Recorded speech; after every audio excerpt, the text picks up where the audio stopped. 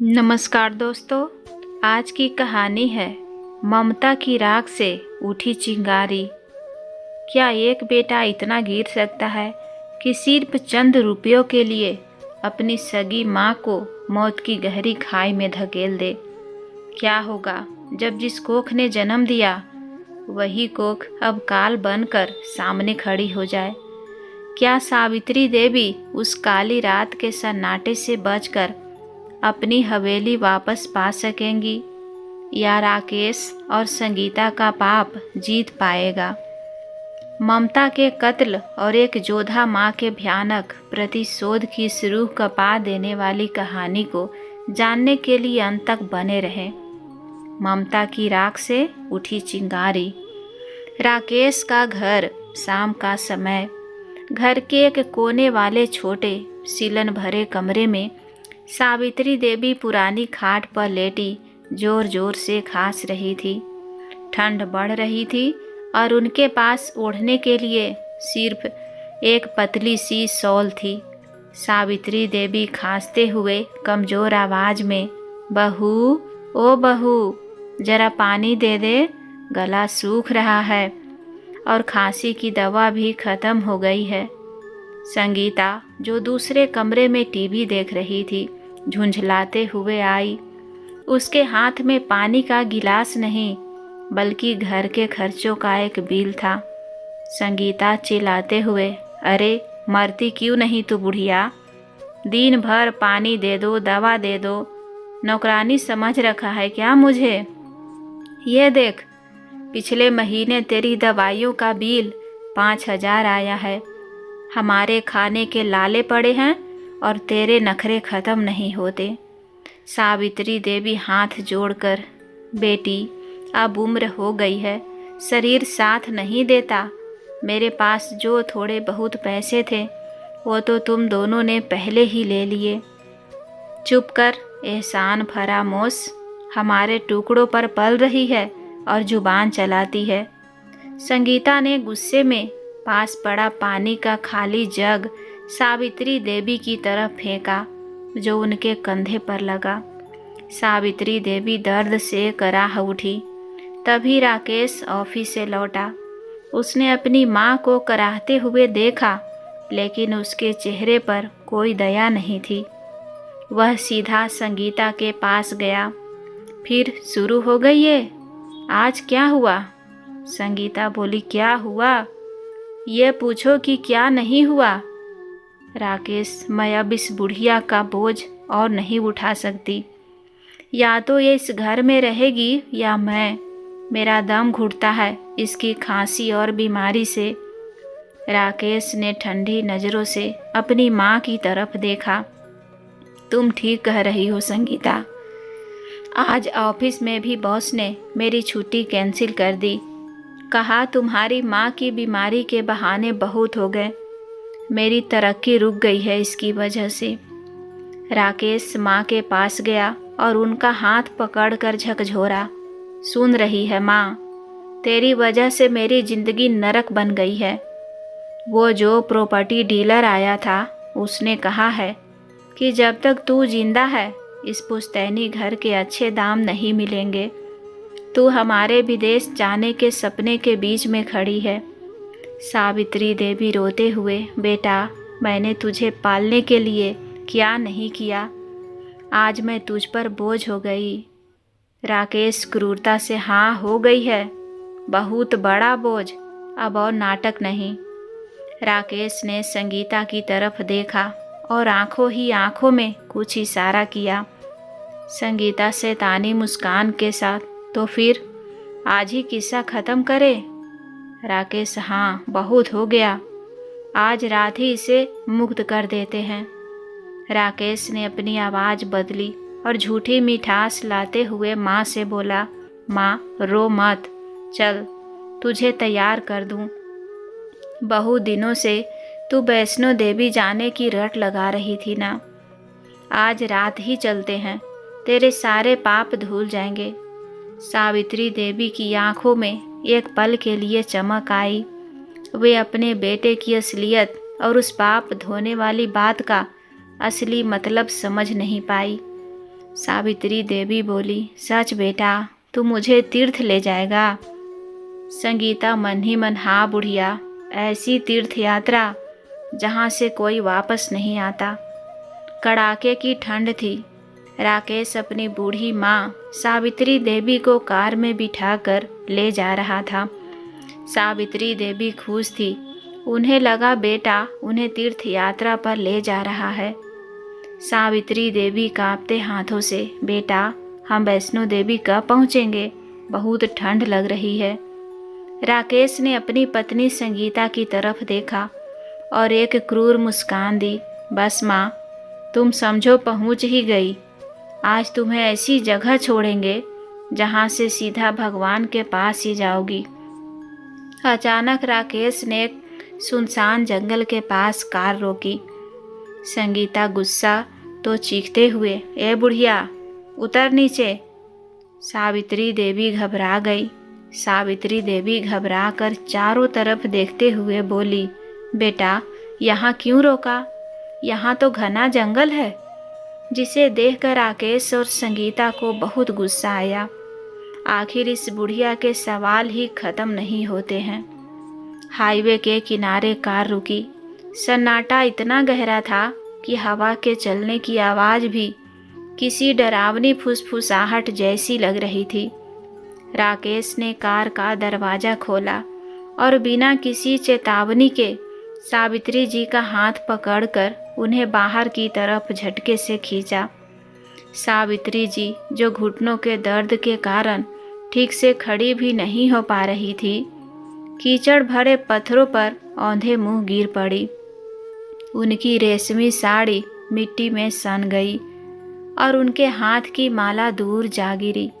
संगीता चिड़चिड़ाहट और घृणा के साथ, उफ राकेश, जल्दी करो ना, देखो इस बुढ़िया को, पता नहीं क्या खा खा कर इतनी भारी हो गई है। इसे कार से बाहर खींचने में ही मेरी कमर टूट गई। चलने फिरने की ताकत बची नहीं है, पर वजन किसी भारी पत्थर जैसा है। हाथ लगाओ तो वैसा लगता है जैसे किसी गंदी बीमारी को छू लिया हो। संगीता ने अपने महंगे रुमाल से अपने हाथ साफ किए, जैसे सावित्री जी को छूकर वो अपवित्र हो गई हो। राकेश सख्त और नफरत भरी आवाज में, राकेश अपनी माँ के सामने आकर खड़ा हो गया।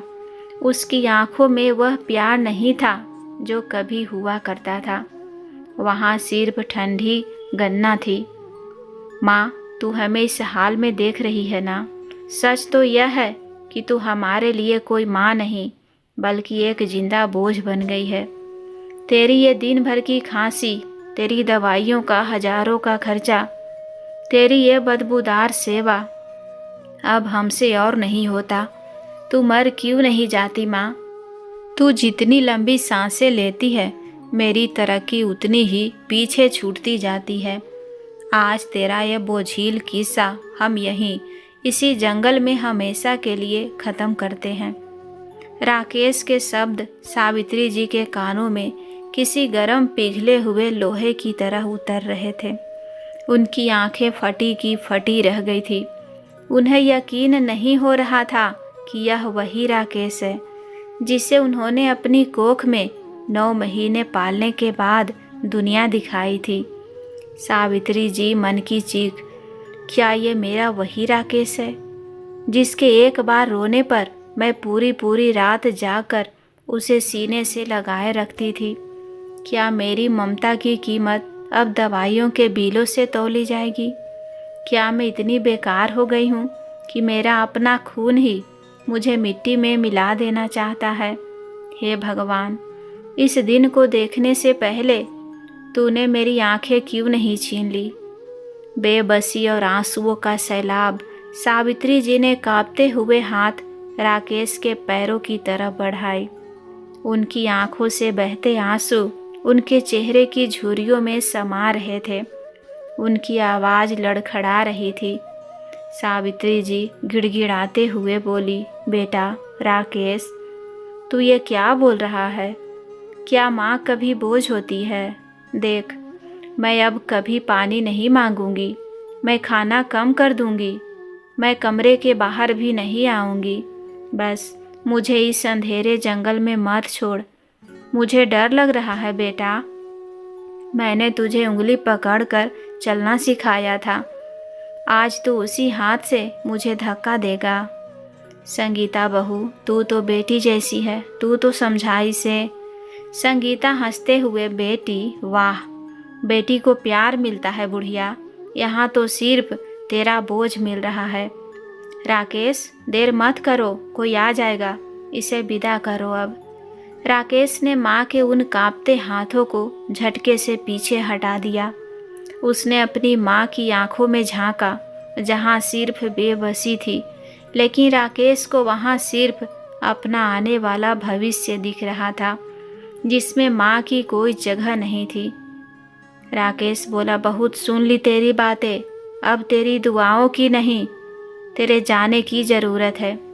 सावित्री जी ने आखिरी बार आसमान की तरफ देखा। उनके आंसुओं ने बहना बंद कर दिया था। उस पल अपमान की उस आग ने उनकी ममता को भस्म कर दिया। सावित्री देवी के कानों में राकेश के शब्द किसी जहरीले नाग के डसने जैसे लग रहे थे। उनके सामने खड़ा उनका अपना अंश, उनका अपना बेटा अब एक अनजान जल्लाद बन चुका था। हवा में कड़ाके की ठंड थी, लेकिन सावित्री देवी का शरीर उस सदमे से जम चुका था जो उन्हें उनके ही बेटे ने दिया था। सावित्री देवी मन की सिसकी, क्या माँ होना इतना बड़ा गुनाह है? क्या 9 महीने खून पिलाकर जिसे सींचा, आज वही खून मेरे प्राणों का प्यासा हो गया। हे ईश्वर, इस अंधेरे जंगल की खामोशी से पहले तूने मेरी धड़कनें क्यों नहीं रोक दी? सावित्री देवी ने कांपते हुए हाथ राकेश की तरफ बढ़ाए, मानो वह अभी भी उम्मीद कर रही थी कि यह सब एक बुरा सपना है।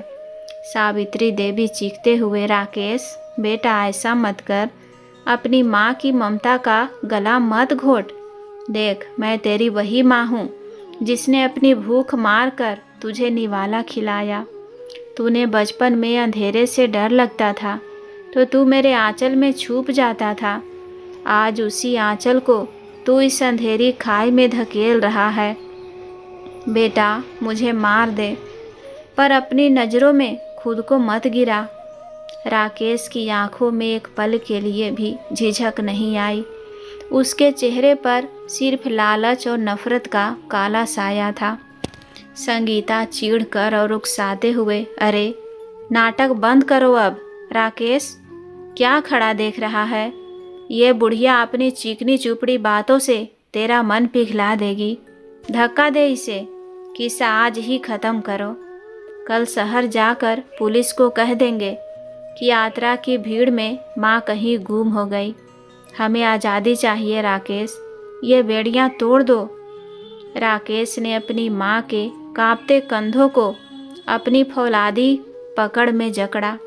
सावित्री देवी की आंखों से आंसुओं की धार बह रही थी, जो उनके चेहरे की झुर्रियों में समा रही थी। राकेश ने अपनी पूरी ताकत बटोरी और एक ऐसा धक्का दिया जिसने सिर्फ एक शरीर को नहीं, बल्कि एक पवित्र रिश्ते को खाई में गिरा दिया। राकेश! सावित्री देवी की वो आखिरी चीख पूरे जंगल में गूंज उठी। उनका शरीर हवा में लहराया और फिर अंधेरी गहरी खाई की तरफ लुढ़कने लगा। पत्थरों से टकराते हुए, झाड़ियों को चीरते हुए वो नीचे जा रही थी। लेकिन तभी कुदरत का एक करिश्मा हुआ। सावित्री देवी की साड़ी का सूती पल्लू एक बहुत ही मजबूत और कटीली झाड़ी के तने में बुरी तरह उलझ गया। उनका गिरता हुआ शरीर एक झटके के साथ हवा में रुक गया। वो खाई के मुहाने पर मौत और जिंदगी के बीच लटक गई। उनके हाथों से खून रिस रहा था। साड़ी उनके गले को जकड़ रही थी, लेकिन वो अभी जिंदा थी। ऊपर खाई के किनारे राकेश और संगीता ने अपनी गर्दन झुकाकर नीचे उस अनंत अंधेरे में झांका। वहाँ सिर्फ सन्नाटा था, एक ऐसा सन्नाटा जो सावित्री देवी की मौत की गवाही दे रहा था। राकेश गहरी सांस लेते हुए, चलो संगीता, आज़ादी मिल गई। आज से ये बोझ हमेशा के लिए ख़त्म। अब इस पुराने घर को बेचेंगे, करोड़ों रुपए हाथ में होंगे और फिर सीधे लंदन। नई दुनिया, नई शुरुआत। अब कोई बीमार माँ नहीं, कोई दवाई का खर्चा नहीं। संगीता के चेहरे पर एक विजयी मुस्कान थी। उसने राकेश का हाथ पकड़ा और दोनों कार की तरफ बढ़ गए। संगीता, तुमने बहुत अच्छा किया राकेश, अब हमें कोई नहीं रोक सकता। इंजन स्टार्ट हुआ। कार की हेडलाइट्स ने एक आखिरी बार उस खाई के मुहाने को रोशन किया और फिर धूल उड़ाते हुए वे वहाँ से भाग निकले। पीछे रह गई एक बूढ़ी माँ जो उस कटीली झाड़ी के सहारे लटकी हुई थी, जिसकी ममता उस रात मर चुकी थी और जिसकी आंखों में अब दर्द की जगह प्रतिशोध की एक ठंडी ज्वाला धधकने लगी थी। हाईवे पर राकेश की कार की आवाज़ ओझल हो चुकी थी। अब वहाँ सिर्फ सन्नाटा था, एक ऐसा सन्नाटा जो डराता नहीं बल्कि रूह को सुन कर देता था। सावित्री देवी खाई के मुहाने पर धरातल से करीब 20 फीट नीचे एक कटीली जंगली झाड़ी के सहारे लटकी हुई थी। उनकी साड़ी का वह पल्लू जिसने कभी उनके बेटे के आंसू पोंछे थे, आज उनकी जिंदगी और मौत के बीच की इकलौती कड़ी बन गया था। कड़ाके की ठंड ने उनके शरीर पर हमला बोल दिया था। जनवरी की उस सर्द रात में ओस की बूंदें उनके जख्मों पर तेजाब की तरह गिर रही थी। पत्थरों से टकराने के कारण उनके सिर के पीछे एक गहरा घाव हो गया था, जहाँ से बहता हुआ खून अब उनके बालों में जम चुका था। झाड़ी के जहरीले और नुकीले कांटों ने उनके हाथों और पैरों को बुरी तरह चीर दिया था। जैसे जैसे रात परवान चढ़ी, उनका शरीर हाइपोथर्मिया के कारण सूर्ण पड़ने लगा। उनके हाथ अब पत्थर की तरह सख्त हो गए थे, लेकिन उन्होंने झाड़ी को अपनी आखिरी ताकत से जकड़ रखा था। ममता की अंतिम विदाई। अजीब बात यह थी कि उस रात सावित्री देवी को शारीरिक दर्द महसूस होना बंद हो गया था। उनके भीतर एक भयानक खामोशी छा गई थी। हर बीते घंटे के साथ उनकी यादें एक फिल्म की तरह उनकी आंखों के सामने से गुजर रही थी। राकेश का जन्म, उसका पहला कदम, उसकी वो मुस्कान जिसके लिए उन्होंने अपना सब कुछ वार दिया था। रात के तीसरे पहर में जब ठंड अपने चरम पर थी, सावित्री देवी के भीतर एक विस्फोट हुआ। उनके मन का वह कोना जहाँ राकेश के लिए दुआएं बजती थी, अचानक जलने लगा। सावित्री देवी, मन की गूंज, राकेश, तूने सिर्फ मुझे धक्का नहीं दिया, तूने उस ममता का कत्ल किया है जो तुझे ईश्वर मानती थी। तूने सोचा कि मैं इस अंधेरी खाई में मर जाऊंगी। नहीं, अब ये सांसें तेरे लिए नहीं, तेरी बर्बादी देखने के लिए चलेंगी। मेरी दुआएं अब अंगारे बनेंगी और तेरे उस साम्राज्य को भस्म कर देगी जिसे तूने मेरे खून से सींचा है। सुबह के 5 बज रहे थे। कोहरे की चादर धीरे धीरे छटने लगी थी। आसमान के पूर्वी क्षितिज पर जब भोर की पहली मध्यम किरण फूटी तो उसने खाई में लटकी सावित्री देवी के चेहरे को छुआ। उनकी आंखों से अब आंसू नहीं बह रहे थे। उनकी पुतलियों में एक स्थिर, बर्फीली और घातक चमक थी। उनके चेहरे की झुर्रियाँ अब बेबसी नहीं बल्कि अनुभव और ताकत की लकीरें लग रही थी। उस रात उस सुनसान खाई में वह असहाय माँ मर चुकी थी, जो बेटे के हर जुल्म को उसकी नादानी समझकर माफ़ कर देती थी। झाड़ी के कांटों के बीच से जो महिला अब ऊपर देख रही थी, वह सावित्री देवी नहीं बल्कि एक योद्धा थी। एक ऐसी रूह जिसने मौत को करीब से देखा था और अब उसे मौत का डर नहीं था। वह झाड़ी अब उन्हें चुभ नहीं रही थी, बल्कि उसे उन्होंने अपनी तलवार बना लिया था। सावित्री देवी सख्त आवाज में, सूरज गवाह रहना, आज मेरा पुनर्जन्म हुआ है। अब तक मैं उसके लिए जीती थी, अब मैं उसके अंत के लिए जीऊंगी। सुबह के ठीक 7 बजे हाईवे के किनारे वाली वह गहरी खाई। सुबह को कोहरा अभी भी घना था। पहाड़ों की ढलानों पर सन्नाटा पसरा था, जिसे सिर्फ 2 लकड़हारों शंभू और कालू के कदमों की आहट तोड़ रही थी। वे सूखी लकड़ियों की तलाश में नीचे की तरफ उतर रहे थे। तभी शंभू की नज़र उस कटीली झाड़ी पर पड़ी। वहाँ कुछ चमक रहा था, पीले रेशम का एक पल्लू जो हवा में बेहतरीब लहरा रहा था। शंभू सहमते हुए, कालू देख, वो झाड़ी में क्या है? कोई कपड़ा लग रहा है। दोनों पास पहुँचे और जैसे ही नीचे झांका, उनकी रूह कांप गई। एक बूढ़ी औरत खून से लथपथ उस झाड़ी के कांटों के बीच फंसी हुई थी। उसका शरीर सफ़ेद पड़ चुका था और चेहरा नीला। कालू घबराकर, अरे बाप रे, ये तो कोई माँ जी है। इतनी गहरी खाई में यहाँ तक पहुँची कैसे? शंभू जल्दी कर, रस्सी निकाल। उन दोनों ने अपनी जान की परवाह ना करते हुए बड़ी मशक्कत की। पत्थरों पर पैर जमाकर, अपने हाथों को छिलवाकर उन्होंने सावित्री देवी के उस अकड़ चुके शरीर को ऊपर खींचा। जब उन्होंने उन्हें समतल जमीन पर लिटाया तो सावित्री देवी का शरीर बर्फ की तरह ठंडा था। शंभू ने उनकी कलाई पकड़ी। सांसें चल रही है कालू, बहुत मध्यम है पर चल रही है। ये तो चमत्कार है। इतनी ठंड में कोई कैसे बच सकता है? उन्हें शहर के सरकारी अस्पताल के इमरजेंसी वार्ड में ले जाया गया। स्ट्रेचर पर लेटी उस बूढ़ी महिला को देखकर वहाँ का स्टाफ सन्न रह गया। डॉक्टर वर्मा, जो सालों से इमरजेंसी केस देख रहे थे, उनकी हालत देखकर हैरान थे। डॉक्टर वर्मा नर्स से, सिस्टर तुरंत हीटर लगाओ और वार्म सलाइन शुरू करो। इनके सिर पर गहरा घाव है, पसलियाँ टूटी हुई लग रही है और हाइपोथर्मिया की वजह से इनका खून जमने की कगार पर है। ईमानदारी से कहूँ तो इनका इस हालत में यहाँ तक पहुँच जाना ही किसी करिश्मे से कम नहीं है। अगले 24 घंटे सावित्री देवी के लिए मौत के साथ युद्ध जैसे था।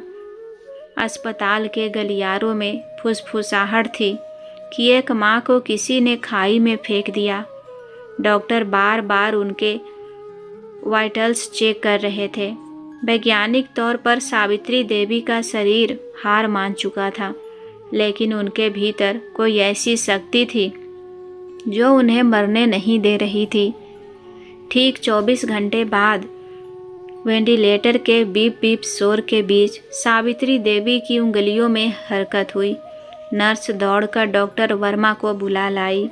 जैसे ही सावित्री देवी ने अपनी आंखें खोली, कमरे का तापमान जैसे एक पल के लिए गिर गया। वहाँ मौजूद नर्स को उम्मीद थी कि होश आते ही वो दर्द से कराहेंगी, रोएंगी या अपने बेटे को पुकारेंगी, लेकिन ऐसा कुछ नहीं हुआ। सावित्री देवी की आंखों में आंसू का एक कतरा तक नहीं था। उनकी आंखें पथराई हुई या डरी हुई नहीं थी। वे वैसी लग रही थीं जैसे किसी गहरी भट्ठी में दहकते हुए लाल कोयले हो। डॉक्टर वर्मा धीमी आवाज़ में, माँ जी आप ठीक हैं, आप सुरक्षित हैं, आपको बहुत गहरी चोट आई है, पर आपने मौत को हरा दिया।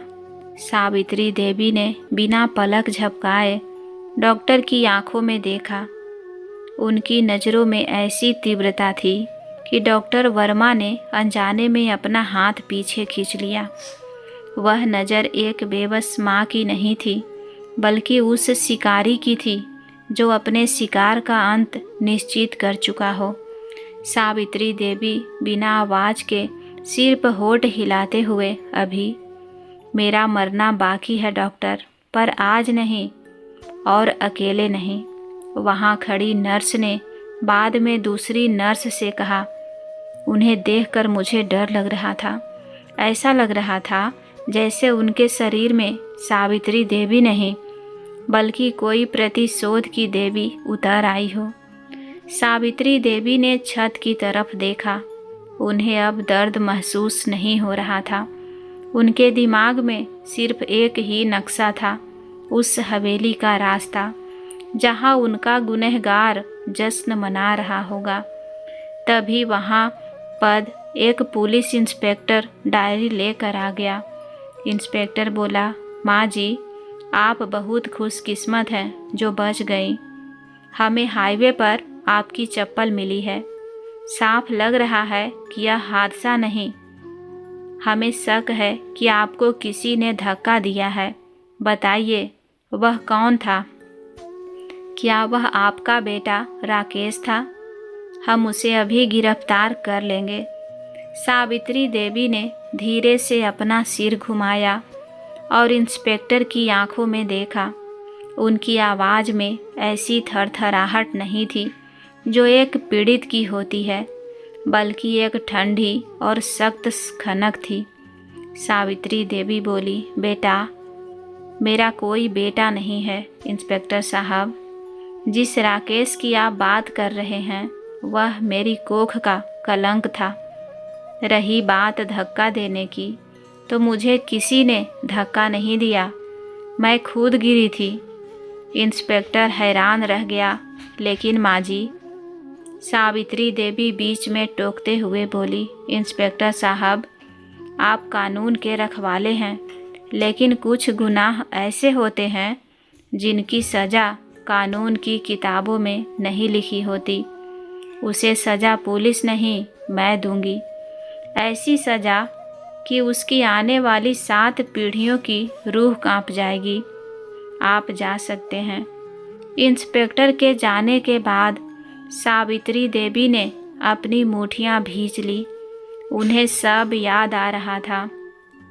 राकेश और संगीता जिस पुश्तैनी हवेली को अपना समझकर बेचने का ख्वाब देख रहे थे, उसकी एक बहुत बड़ी सच्चाई राकेश नहीं जानता था। राकेश, तू समझता है कि तूने पावर ऑफ अटॉर्नी पर मेरे धोखे से दस्तखत ले लिए तो तू मालिक बन गया। तू भूल गया कि तेरे पिता वकील थे।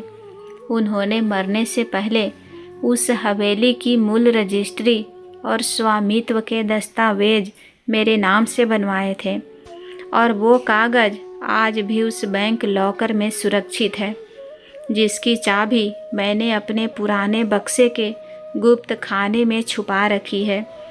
तेरे पास जो है वो महज कागज़ का एक टुकड़ा है, जिसका असलियत में कोई वजूद नहीं। सावित्री देवी को पता था कि राकेश ने जाली पावर ऑफ अटॉर्नी बनवा ली होगी ताकि वह हवेली बेच सके, लेकिन भारत के कानून के हिसाब से बिना मूल रजिस्ट्री के कोई भी बड़ा सौदा पूरा नहीं हो सकता। राकेश ने घर का सौदा तो कर लिया था, लेकिन रजिस्ट्री के वक्त उसे सावित्री देवी की ज़रूरत पड़ती, या फिर उन कागजात की। सावित्री देवी ने खिड़की से बाहर देखा। अब उन्हें ठीक होना था। उन्हें वापस जाना था, उस हवेली में नहीं, बल्कि राकेश की उस फर्जी खुशियों वाली दुनिया में। उसे यह एहसास कराने कि जब एक माँ चंडी बनती है तो वह अपने बनाए हुए संसार को भस्म करने की ताकत भी रखती है। वही सावित्री निवास, पुश्तैनी हवेली का आंगन, दोपहर का वक्त। 1 महीने बाद सावित्री निवास आज किसी दुल्हन की तरह सजा था। चारों ओर फूलों की लड़ियां और महंगे पर्दे लगे थे। आंगन में ऊंचे स्वर में संगीत बज रहा था और शहर के नामी लोग शैंपेन के गिलास थामे राकेश और संगीता को बधाई दे रहे थे। राकेश ने महंगा रेशमी कुर्ता पहना था और संगीता हीरो से लदी हुई मेहमानों के बीच इठला रही थी। आज उनकी बरसों की हसरत पूरी होने वाली थी। 5 करोड़ का सौदा। बैंक के अधिकारी और खरीदार अपनी गाड़ियों में निकलने ही वाले थे ताकि कागजी कार्रवाई पूरी की जा सके। मेहमानों से दूर एक कोने में जाकर संगीता ने राकेश का हाथ पकड़ा। संगीता चमकती आंखों के साथ बोली, अरे सुनिए, यकीन नहीं होता कि आखिरकार हम आज़ाद हो गए। वो बुढ़िया तो अब तक उस खाई में गल सड़ गई होगी। किसी जानवर ने उसकी हड्डियां भी नहीं छोड़ी होगी।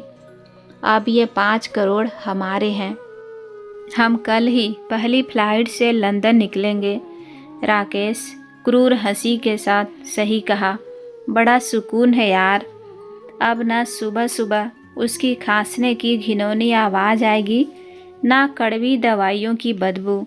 आज से हम इस घर के बेताज बादशाह हैं। काली कार और सन्नाटा तभी हवेली के लोहे के विशाल गेट के सामने एक चमकती लंबी कार आकर रुकी। संगीत की आवाज़ के बीच टायरों की रगड़ ने सबका ध्यान खींचा। राकेश के चेहरे पर एक लालची मुस्कान फैल गई। राकेश बोला, लगता है खरीदार आ गया। आज हमारी किस्मत का ताला खुलने वाला है संगीता। राकेश तेजी से गेट की तरफ बढ़ा। ड्राइवर ने बाहर निकलकर कार का पिछला दरवाज़ा खोला। राकेश झुककर स्वागत करने ही वाला था, लेकिन जैसे ही अंदर से पैर बाहर निकले, राकेश के शरीर में एक सिहरन दौड़ गई। कार से कोई व्यापारी नहीं बल्कि सावित्री देवी बाहर निकली। सावित्री देवी का रूप पूरी तरह बदल चुका था। उन्होंने एक धवल सफ़ेद सूती साड़ी पहनी थी जो सादगी और शक्ति का प्रतीक थी। उनकी आंखों पर काला चश्मा था जिसने उनके भीतर के तूफान को छिपा रखा था। उनके एक हाथ में मोटी लकड़ी की लाठी थी जिसे वे जमीन पर पूरी धमक के साथ टेक रखी थी। उनके साथ शहर के पुलिस कमिश्नर और 2 वरिष्ठ वकील काले कोट में फाइलें थामे खड़े थे। पूरे आंगन में सन्नाटा छा गया। संगीत बंद हो गया। राकेश की आंखों के सामने अंधेरा छा गया। उसे लगा उसने कोई डरावना भूत देख लिया है। राकेश के हाथ से शैंपेन का गिलास छूटकर पत्थर पर चकनाचूर हो गया। उसके होठ फड़फड़ा रहे थे। राकेश हकलाते हुए, माँ तुम जिंदा हो? यह कैसे मुमकिन है? तुम तो वहाँ। संगीता पीछे से चिल्लाई, ये भूत है राकेश, ये नहीं बच सकती थी। सावित्री देवी ने धीरे से अपना काला चश्मा उतारा। उनकी आंखों में ममता का एक कतरा भी नहीं था, सिर्फ अग्नि थी। उन्होंने लाठी को पत्थर पर जोर से पटका। माँ? किसकी माँ मिस्टर राकेश? माँ तो उसी दिन मर गई थी जिस दिन तुमने उसे उस अंधेरी खाई में धक्का दिया था। मैं तो अब इस घर की मालकिन हूँ और तुम मेरे घर में एक अवैध कब्जेधारी की सिवा कुछ नहीं हो। वकील ने आगे बढ़कर एक मोटी फाइल खोली और राकेश के चेहरे के सामने लहराई। वकील बोला, मिस्टर राकेश, आपने जो फर्जी पावर ऑफ अटॉर्नी दिखाई थी वह कानून की नज़र में शून्य है। हमारे पास मूल रजिस्ट्री और साफ सबूत है कि इस पूरी जायदाद की कानूनी मालिक श्रीमती सावित्री देवी हैं। कमिश्नर साहब यहाँ आपको बेदखल करने और एक संगीन जुर्म के लिए गिरफ्तार करने आए हैं। राकेश की चमकती हुई दुनिया एक पल में राख हो गई। खरीदार और बैंक अधिकारी वहाँ से खिसकने लगे। संगीता के पैरों तले से ज़मीन खिसक चुकी थी और राकेश अपनी ही माँ की पथराई आँखों में अपनी मौत देख रहा था। सावित्री देवी ने अपनी लाठी जमीन पर पूरी ताकत से पटकी। उसकी आवाज़ पूरे मोहल्ले में गूंज उठी। सावित्री देवी गुस्से से बोली, अगर समझ ना आया तो एक बार और बता दूं। मतलब यह कि तू अब इस घर का मालिक नहीं बल्कि एक गुनहगार है। मैंने यह 5 करोड़ का बंगला, अपनी सारी जमीन और गहने आज इसी वक्त मातृछाया अनाथ आश्रम के नाम कर दिए हैं। कम से कम वहाँ के अनाथ बच्चे तुझ जैसे जीते जागते कपूत से तो लाख गुना बेहतर होंगे। राकेश के पैरों तले से जमीन खिसक गई। वह झट से सावित्री देवी के पैरों में गिर पड़ा। राकेश गिड़गिड़ाते हुए बोला, माँ ऐसा मत करो, हम सड़क पर आ जाएंगे। हमें माफ़ कर दो माँ, हमसे बहुत बड़ी गलती हो गई। हम तो तुम्हारे अपने हैं माँ। सावित्री देवी ने अपना पैर पीछे खींच लिया, जैसे किसी गंदगी से बच रही हो। सावित्री देवी घृणा से, गलती? उसे गलती कहते हैं राकेश? तुमने मुझे मारने की साजिश रची। उस हाड़ कपा देने वाली ठंड में मुझे खाई में धक्का दिया। तूने तो मेरा गला घोटने में भी कसर नहीं छोड़ी थी। एक जानवर भी अपनी माँ के साथ ऐसा नहीं करता। तू तो इंसान के नाम पर कलंक है। सावित्री देवी ने पुलिस कमिश्नर की तरफ देखा। उनकी आवाज़ में अब एक कमांड था। सावित्री देवी बोली, कमिश्नर साहब, इन दोनों पर हत्या की कोशिश, जाल साजी और बुजुर्गों के साथ हिंसा का केस दर्ज कीजिए और अभी इसी पल मेरे घर से इनका सामान और इनकी गंदी परछाई दोनों बाहर फिकवा दीजिए। कमिश्नर का इशारा मिलते ही 2 हट्टे कट्टे पुलिस वालों ने राकेश की बाँह पकड़ी और उसे घसीटते हुए मुख्य द्वार की तरफ ले जाने लगे। संगीता को महिला पुलिस कर्मियों ने पकड़ा। संगीता चिल्लाते हुए बोली, छोड़ो मुझे, तुम जानते नहीं कि मैं कौन हूँ। ये ज़बरदस्ती है माँ जी, आप ये ठीक नहीं कर रही हैं। हमें घर से कैसे निकाल सकती हैं आप? राकेश गिड़गिड़ाते हुए बोला, माँ, एक बार मेरी बात तो सुनो। मैं तुम्हारा इकलौता वारिस हूँ। जेल भेज दोगी तो दुनिया क्या कहेगी? माँ रहम करो। सावित्री देवी ने अपनी पीठ उनकी तरफ कर ली। उनके लिए अब ये दोनों सिर्फ बीते हुए वक्त की कड़वी यादें थे। पुलिस वालों ने उन्हें धक्के मारते हुए हवेली के विशाल गेट से बाहर सड़क पर निकाल दिया। वही पड़ोसी जो कभी इनकी झूठी शानो शौकत से प्रभावित थे, आज अपनी छतों पर खड़े होकर तमाशा देख रहे थे। नौकरों ने सावित्री देवी के आदेश पर उनके कपड़ों से भरे सूटकेस और कीमती सामान हवेली के दीवारों के बाहर सड़क पर पटक दिए। सड़क पर कीचड़ और धूल के बीच बैठे राकेश और संगीता की हालत किसी भिखारी से भी बदतर थी। संगीता के बिखरे हुए बाल और राकेश का फटा हुआ कुर्ता उनकी हार की कहानी कह रहे थे। जैसे ही पुलिस की जीप उन्हें ले जाने के लिए आई, उनके बीच का झूठा प्यार नफरत में बदल गया। संगीता राकेश पर झपटते हुए, सब तुम्हारी वजह से हुआ है राकेश। मैंने कहा था कि उस बुढ़िया को किसी ओल्ड एज होम में डाल देते हैं, पर तुम्हें तो उसे मारने का शौक चढ़ा था।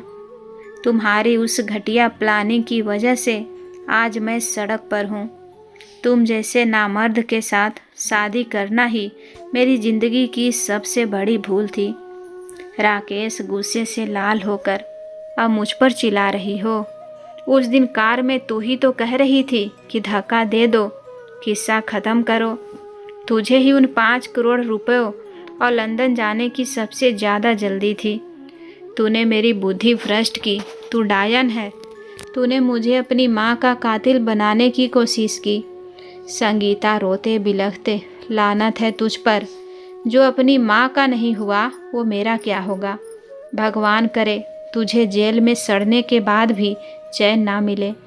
राकेश चीखते हुए, तू भी तो जेल ही जा रही है, अब वहाँ बैठकर अपनी शान दिखाना। हम दोनों बर्बाद हो गए संगीता, और इसके जिम्मेदार सिर्फ तुम और तुम्हारा लालच है। राकेश गेट के बाहर सड़क पर गिरा हुआ था। पुलिस उसे जीप की तरफ ले जा रही थी। राकेश चीखते हुए, माँ हम कहाँ जाएंगे, हमारे पास 1 रुपया नहीं है, कम से कम भीख तो दे दो माँ, हम तुम्हारे बच्चे हैं। सावित्री देवी भारी कदमों से गेट तक आई। उन्होंने अपनी रेशमी साड़ी के पल्लू से एक पुरानी चवन्नी निकाली और उसे राकेश के मुंह पर दे मारा। वह सीखा खनकते हुए राकेश के पैरों के पास जाकर गिरा। सावित्री देवी कठोरता से, यह ले, यह उस दिन का किराया है जब तूने मुझे अपनी गाड़ी में बिठाकर खाई तक पहुंचाया था। आज से मेरा और तेरा हिसाब बराबर। याद रखना राकेश, जो औलाद अपने माँ बाप को घर से निकालती है, एक दिन ईश्वर उन्हें दुनिया से बेदखल कर देता है। तूने मुझे एक अनाथ समझकर खाई में फेंका था, आज तू खुद अनाथ हो गया है। पुलिस ने उन दोनों को गाड़ी में ठूस दिया। उनके एक दूसरे को कोसने की आवाज़ें सायरन के शोर में दब गईं। हवेली के ऊंचे गेट अब हमेशा के लिए उनके लिए बंद हो चुके थे। मोहल्ले के वही पड़ोसी जो कभी सावित्री देवी को लाचार समझते थे, आज अपनी छतों पर खड़े होकर तालियां बजा रहे थे। संगीता के बिखरे हुए कपड़े और राकेश के जूते सड़क पर धूल में पड़े थे। सावित्री देवी ने अपने हाथों से वह भारी लोहे का गेट बंद किया। गेट बंद होने की आवाज़ ऐसी थी जैसे किसी जेल का दरवाज़ा बंद हुआ हो। राकेश और संगीता उसी धूल भरी सड़क पर रो रहे थे जहाँ कुछ घंटों पहले वे अपनी माँ को मरा हुआ मानकर जश्न मना रहे थे। सावित्री देवी अब अकेली नहीं थी। बंगले के अंदर अनाथ आश्रम के बच्चों की खिलखिलाहट गूंजने लगी थी। माता शत्रु, पिता वैरी, येन बालो न पाठिता। परंतु यहाँ सीख यह है कि संस्कार विहीन औलाद को पालना सांप को दूध पिलाने जैसा है। न्याय तभी होता है जब अत्याचार के खिलाफ आवाज़ खुद घर की नींव यानी माँ उठाती है। वृद्ध माता पिता घर की नींव होते हैं। अगर नींव को उखाड़ने की कोशिश करोगे तो तुम्हारी अपनी छत गिर जाएगी। कलयुग है, यहाँ कर्मों का फल मरने के बाद नहीं, जीते जी मिलता है। साथियों, आप लोग यह कहानी कहाँ कहाँ से देख रहे हैं? अपने जगह का नाम कमेंट बॉक्स में ज़रूर लिखें। कहानी अच्छी लगी हो तो वीडियो को लाइक करें, शेयर करें, और हमारे चैनल पर पहली बार आए हैं तो चैनल को सब्सक्राइब कर लें ताकि मेरी आने वाली हर कहानी सबसे पहले आपको मिले। धन्यवाद।